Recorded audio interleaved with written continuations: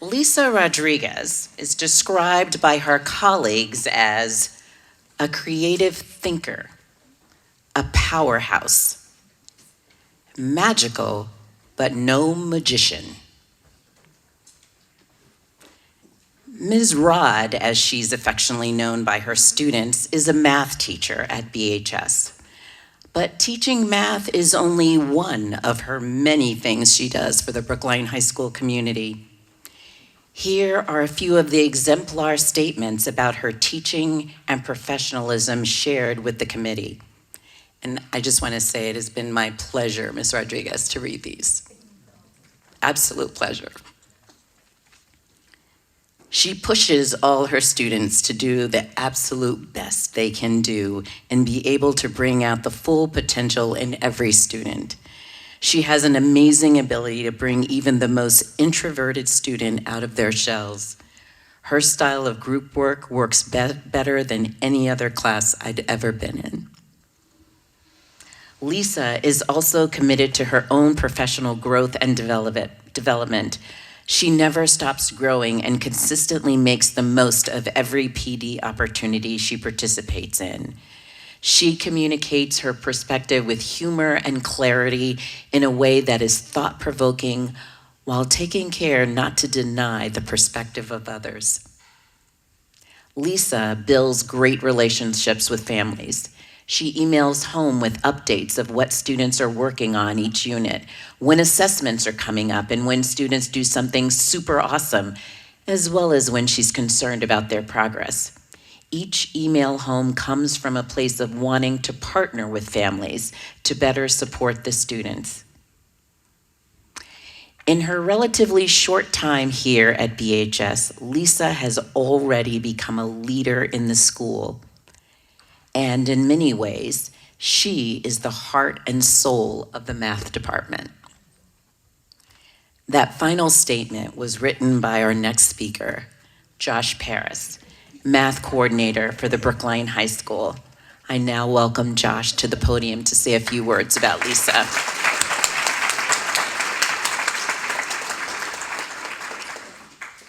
Thank you, Kim. Anthony Meyer, the head of school of Brookline High School, usually is the one who introduces the high school's Caverly Award winner. Anthony has a family event that he needs to attend to today, so he sends his regrets for not being able to join us for this wonderful, wonderful event. But that means I have the honor to present this year's Caverly Award from Brookline High School to Lisa. I also have a few quotes from people that said a few things, so I'm glad we didn't overlap on that. So 15 years ago, Lisa came into her interview for a math teaching position just months away from completing her undergraduate program at Lesley College. The entire interview committee was struck by her energy, excitement, poise, and creativity. But should we take a risk on this 21-year-old with no graduate degree, no teaching experience? Everyone on that committee wholeheartedly agreed that we should, and I'm so glad that we did. If you haven't sat in on one of Lisa's classes, you're missing out. I could describe Lisa's teaching practice as dynamic, vibrant, compelling, playful, mesmerizing, because it is just that. Yet these adjectives fall way short of capturing how Lisa conducts her classes. In fact, I've written multiple evaluation reports over the years for Lisa, and I don't think I've ever been able to accurately describe what goes on in her classes. So let's try this. Here's a comment that Lisa made in class recently to one of her students. "I'm going to stand here and watch you do math. Unfortunately, I like you too much. If you were less likable, I wouldn't bother you." So I wanted to include this comment in Lisa's annual evaluation, but I paused a little bit. I'm never quite sure who actually reads our evaluations, and I was wondering what they would make of that.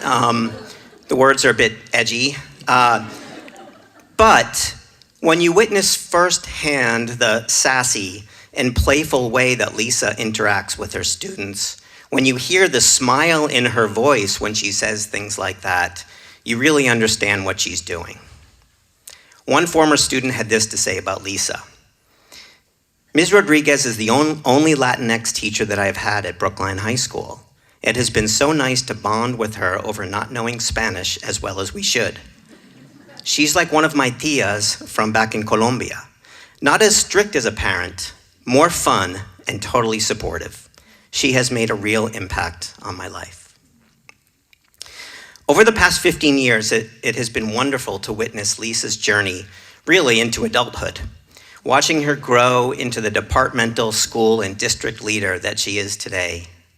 Through my particular lens, the effect that Lisa has had on the identity of the math department, our instructional practices, and the culturally responsive way that we build our classrooms has been profound.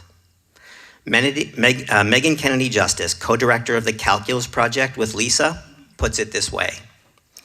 As Calculus Project co-leader, Lisa has shown herself to be a creative thinker who has come up with multiple ideas to help the Calculus Project students improve their academic performance. She is also careful and thoughtful in her dealings with colleagues. One of our roles is to provide professional development for math teachers to help them address their biases. In this role, Lisa has shown that she is able to meet fellow teachers where they are and think constructively about how to help them move forward.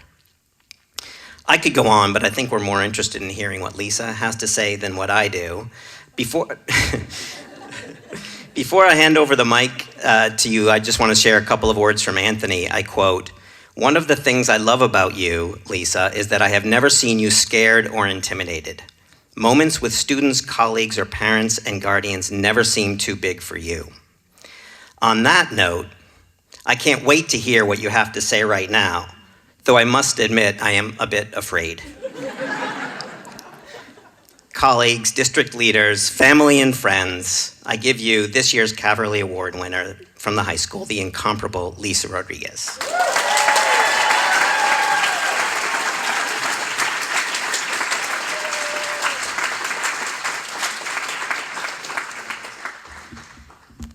Thank you. I am pretty short. Thanks, Josh. Also, thank you for being next to me when I had to use the bathroom, run off and saying to stall for time. Really appreciate that in a boss. Always having your back, guys.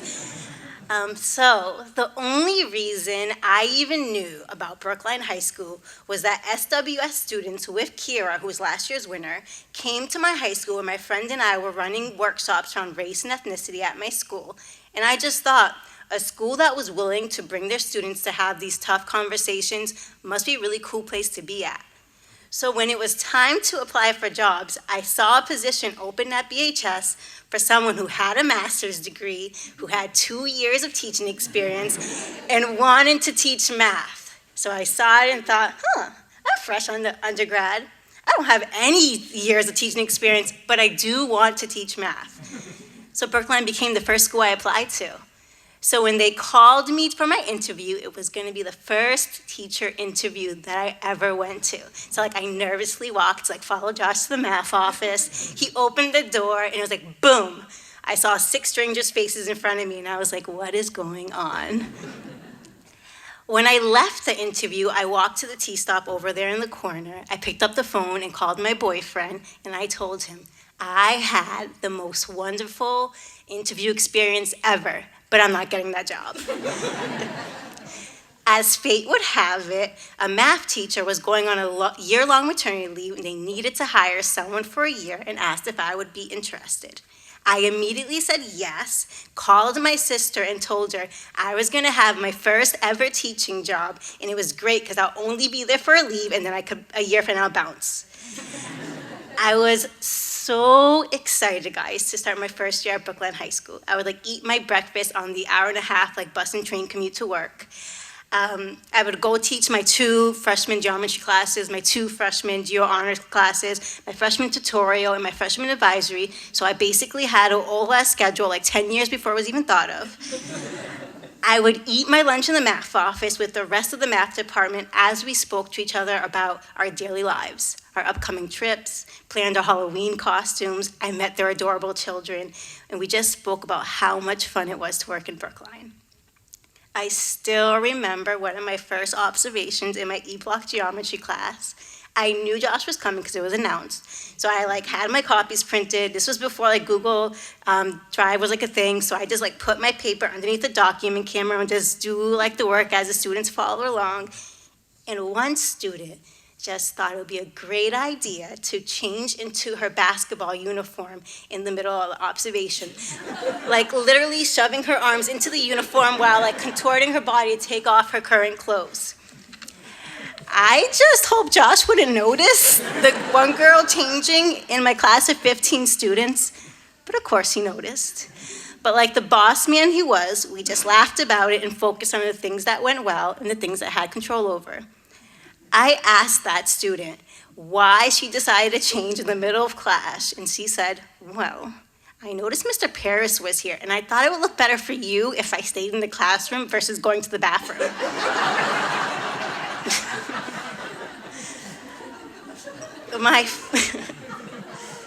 My first year teaching was filled with these all little moments of students army crawling across the room because standing up and walking across would be the bigger class distraction. Boys licking each other's elbows, students dating each other and breaking up and then no longer wanting to see each other's faces, and parents asking me, the 21-year-old me whose dad still made her lunch, advice on how to raise children. But it was watching the chariot races in the quad, getting chicken fingers and fries from the restaurant, laughing while watching moonlighting, and having the department sing happy birthday to me when I turned 22 that made me enjoy Brookline. Towards the end of the first year, I was called into Josh's office where he told me since I was only here to cover maternity leave, according to the budget, there wasn't going to be a spot for me, so I should probably look for another job. At that moment, I didn't care because Brookline was always going to be a pit stop for me. But rather than doing nothing, Josh Paris and Betty Strong, who's my mentor and another Caverly winner, advocated for me. They had Bill Lupini, the superintendent back then, come observe my math class and told him how silly it would be to let a first-year teacher like me go. Well, they actually didn't have to do any of that because a math teacher ended up getting a dean position, so there was a spot for me to return to. So I entered my second year teaching at Brookline with the thought that another year or two won't hurt. I made friends, but didn't get too attached as I kept enjoying some more firsts. The first time having a burger in the quad at the back-to-school teacher meetings. My first time getting into a car accident on the way driving to work in my brother's car. KC, another math teacher, talked me through how to file an insurance claim as we brainstormed what to say to my brother when he saw his car. The answer being no matter what you tell your brother, he's still gonna bring it up 12 years later. It was the first time seeing a turkey, never mind a turkey walking across the quad. The first time having a cup of coffee that my friend Chloe had to make for me because I don't know what to do. Life in the math department was a dream. I remember the nonstop laughing we would do after school. One moment in particular that is permanently ingrained in my mind was when I was with Julia Namey and Christine Shen up in the math office. At one point, I was eating a Snickers bar from the snack drawer while spinning in the chair. This is not my brightest moment, and I see a student, so Lil, don't do what I did. And I was spinning in a chair, and I don't remember what Namey was saying, but I remember just laughing so hard that I experienced another first. The first time choking on a candy bar. But don't worry, because Namey did the Heimlich maneuver on me by the second floor water fountain with the assist of Betty Strong, so I was able to breathe again. Despite my mindset at keeping them all at a distance, the teachers at Brookline started to worm their way into my heart. The department started to feel like an extension of family, and the place that I thought I would stay for a short time felt like a good place to be. The first and hopefully only time I got engaged, the department even had a brunch for me. And they bought me a gift for my registry, a bench seat, which in full transparency, guys, I left it in the box where it stayed in the box until a few months ago, where I traded it to my brother-in-law for 2 flans. I grew more confident as a teacher. Eventually, I got to teach more grade levels and learn sophomores were just grumpier freshmen, and juniors were just little balls of stress. I wanted my students to feel just as loved as I felt in Brookline, and by observing my colleagues, I learned how to make my classroom feel like a community. And while I was a math teacher, I found myself teaching more than that. I remember in my trigonometry class, my student dropped her sandwich on the floor, and she picked it up and blew on it and took a bite. And I yelled at her. I was like, do not eat that. Don't you know how germs are spread? You eat it, you get sick. Then I get sick. Then the class is sick. And then the whole school is sick. Haven't you seen the Netflix documentary Explained? They didn't. So instead of just doing math, we watched the 15-minute episode as a class and learned more about epidemics, where they came from, and how they spread. And after the end of that documentary, I told the class, this is why we don't eat off the floor. Because germs are scary. But don't worry, guys. It's not like we're ever going to have to worry about epidemic or pandemic. Just a few weeks later, to March of 2020, when school became very different. We returned to school doing this weird hybrid thing where I taught some students in front of me in person, but the other half on the computer at the same time. We had to learn a bunch of new technology in a short period of time. There were new rules, new policies that I couldn't keep track of, and the place that once felt so comfortable now felt tense. Brookline started to feel a little bit different. A school that once felt so united started to feel distant and unknown. Stress was running rampant as colleagues worried about elderly parents, about passing COVID to their children, and around this time, I started to feel sick. I started to experience headaches, vertigo, and nausea, and I was worried that I had COVID. I did not have COVID. I was pregnant with my first child. Being pregnant during a hybrid year was kind of nice. When I was experiencing morning sickness, I was able to stay home in Zoom and freely puke in my own toilet while my co-teacher taught in person. I was able to get free food from the cafeteria because they thought I was still a student. As my pregnancy progressed, students had put empty chairs near their tables so I can sit during group work, and they would bring me snacks. And some students even crocheted little gifts for my baby.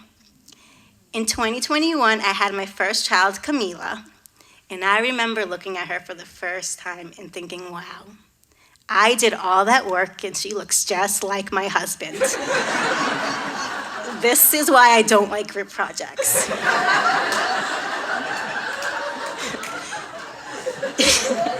And she still does.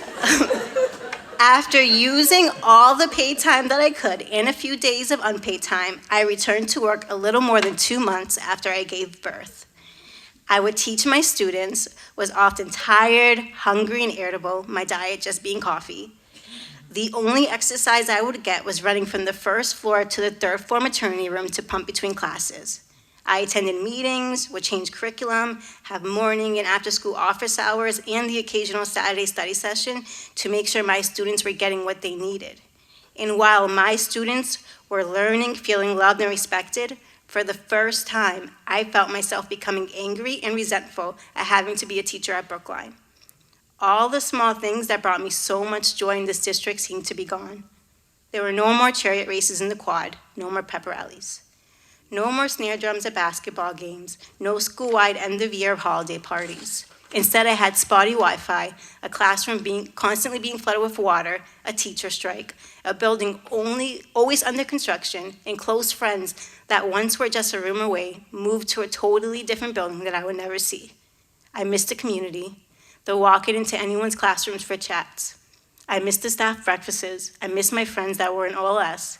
I missed all of us having lunch together, the snacks in the department, the after-school hangouts. Work felt long. And while I made sure to do my best teaching in the classroom, I didn't know for how much longer I would do it. I would pray not only for my students, but for me to win the lottery and for my friends and I to get through the day. And for the first time in a long time, I wondered if Brookline was actually the place for me. It took a lot of time, but I came to a realization that just because Brookline was changing, I didn't need it to change me in a way that made me bitter or discouraged. I needed to be more intentional with my energy, to carve out space during the day to breathe, reflect, regroup, and find me. It was in these moments that I remembered that even though each of us were in our own classroom, we were doing more than just teaching. We were doing life together. We were all experiencing our own first, sharing the laughter and tears, growing not just as educators, but as people. As Brookline adjusted to find its new culture, we all started to reach out to each other again. And it was in these moments that it allowed me to reset. It was moments where I can grab breakfast with my breakfast crew at the school restaurant and chat with teachers that I haven't from other departments. It was going to legislature and meeting new teachers that I haven't seen before. It was the Friday staff breakfasts happening again where you could watch Hal cook pancakes and Anthony forget to cut the ham. It was the day ofs where I too learned more about being a better human. It was the highly efficient collaboration within our department that allowed me to step back from not always having to be in create mode and have more time to focus and reconnect, not just with my students, but with my family. It was my pre-calc honors team. It was having dinner parties at colleagues' house, first Fridays, and play dates. It was the teachers in the summer calculus project who gave up their time for little pay. It was the calculus project field day and watching students hit their peer leaders with water balloons. It was KJ baking my daughter cookies to eat. It was all these things and more that helped me to remember that although it isn't always perfect, Brookline's math department is still and forever will be my second home. So I want to thank the math department, the department that is always learning, bickering and laughing like siblings, who continue to push towards racial equity by having tough conversations, for basically tricking me into staying at this school and nominating me for an award and making me have to write a speech. I am a good teacher because of all of you, because you guys make up the best and most supportive department. Thank you.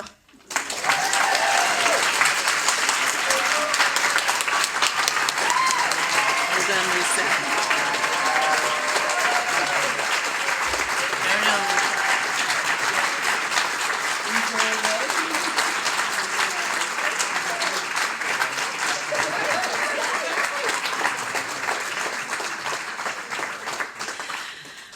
I want to thank all of our educators.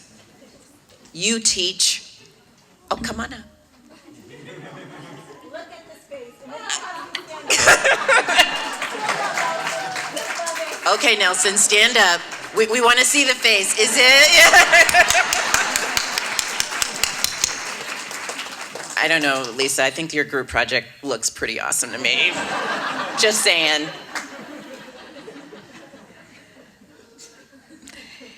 Brookline educators, you teach, you mentor, you inspire our children. The Brookline community appreciates and values all of you. Thank you. And please join us for a reception. Thank you all for coming to Celebrating Teachers. I just want to remind everyone that this week is Teacher Appreciation Week. Please reach out to your favorite educator and let them know that you appreciate them. You've heard from both of our speakers talk about the hard work they do.